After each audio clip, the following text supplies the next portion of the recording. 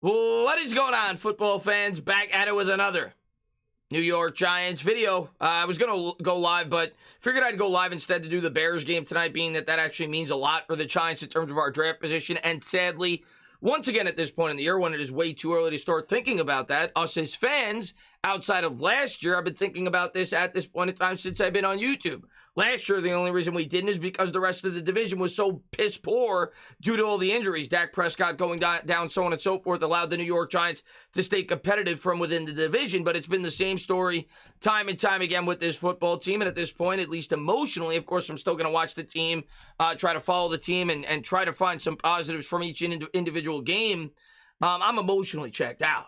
You're not going to see me rage. You're not going to see me flip out. This team is 4-9. This team is absolute trash. And if you ask me right now in the NFL, who is the worst team, when you factor in that Mike Glennon is currently our starting quarterback with the injuries that we have on our football team, I think we're worse than the Detroit Lions right now. I think the New York Giants may be the worst team in the NFL as of now. And if they're not, they're among the 2 or 3 worst.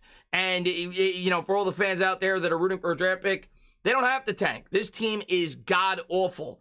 And I can't even flip out from a game like this because it's exactly what I expected. When I saw the spread going into the week and saw that it was only 9.5, I think I even commented it on Twitter. I said, I'm not even trying to be negative. I don't know how the spread is so low. Now, granted, I know the Chargers were without Keenan Allen, but the fact they got Justin Herbert out there, they're at home, and just quite frankly, they're just a much better football team. I knew we were going to get our doors blown off, and that's exactly what happened. Final score is not indicative of how close this game was.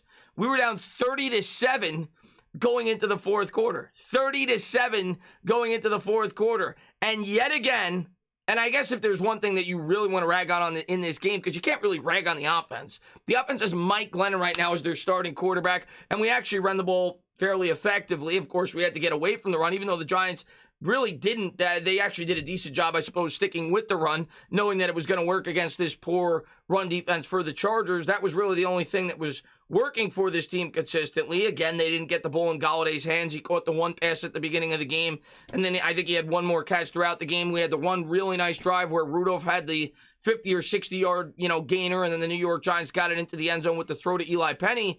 But outside of that, the offense was stagnant. I'm not even going to take into consideration the other 2 touchdowns we scored. It was garbage time. It meant absolutely nothing. That's for fantasy football players. But this offense, until such time that the Chargers went in complete prevent when they knew the game was completely over, did nothing. But if we're being fair going into the game, that's exactly what I expected. Our offensive line is one of the 5 worst offensive lines in the league.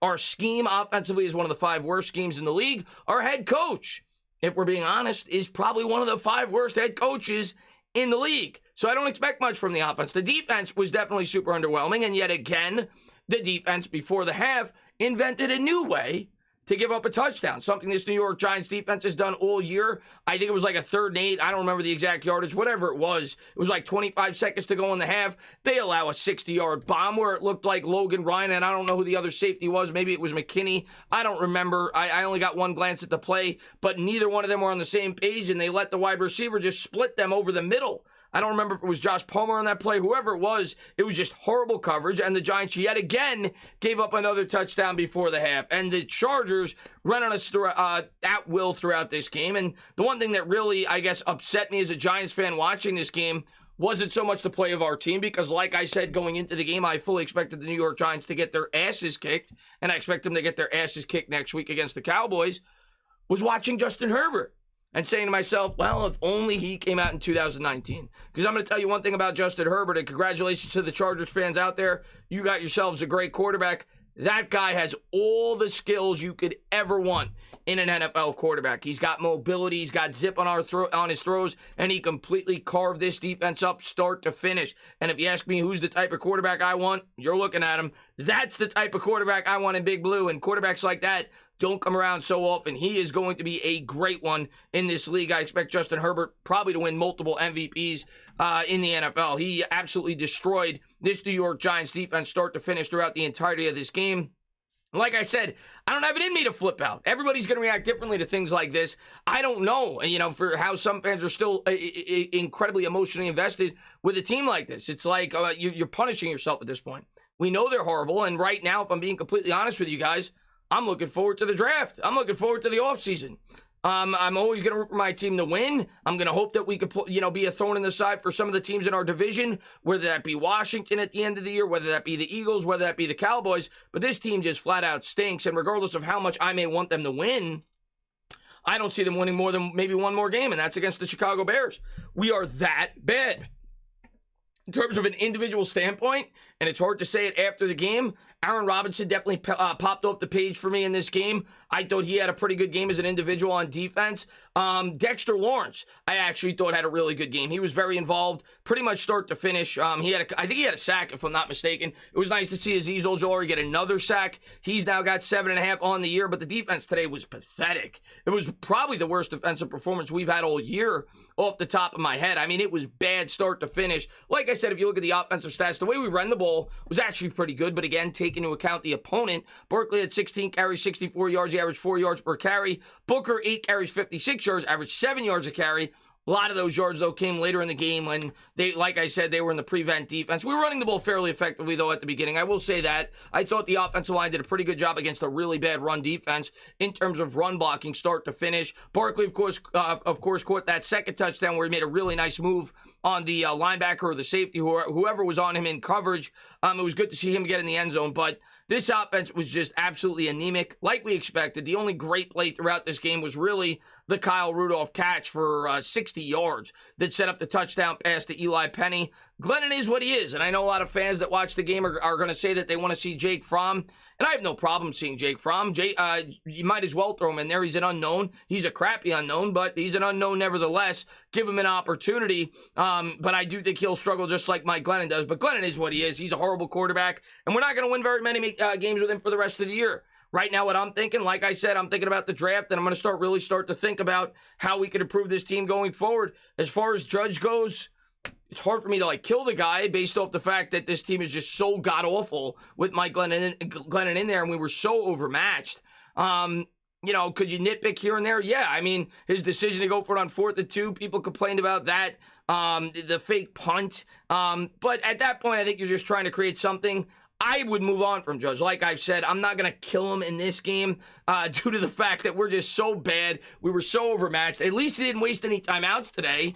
That was a plus. But I would move on from Judge because I wouldn't want it to prevent me from bringing in the best possible GM possible. We'll see what Merritt does at the end of the year, but he certainly cannot be happy with the effort of this New York Giants football team, and the fan base is going to demand changes. The question is going to be at the end of the year, how big will those changes be? If it was up to me, I'm bringing in the best GM possible, and I'm going to allow him to handpick the head coach because there's nothing on this team that's yelling at me, yeah, we need to keep this intact. We need to push forward with the guys that are currently the decision makers. Were there a couple plays that were nice to see where the Giants were trying to stretch the field? I suppose they tried to get creative on a couple of those flea flickers. They had the double reverse where nobody was open, I guess, and Glennon just checked it down at the feet of Saquon Barkley. But the offense is a mess. The offensive line is a mess. And at the end of the day, if you watch my channel, until such time this offensive line is fixed in a big way, the New York Giants are not going to be doing anything consistently offensively. And, today, it's exactly what I expected. I thought the New York Giants were going to get their doors blown off, and they did. Next week, I expect the same thing. I hope to be pleasantly surprised and they knock off the Dallas Cowboys. But I got to tell you guys my honest opinion. Right now, this team stinks.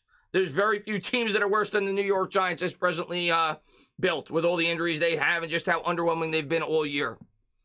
It's sad. It's a waste of a Sunday. We're used to it. New York Giants have won how many games since they've been on YouTube? Like 15, 18, whatever it is. It's been a disaster.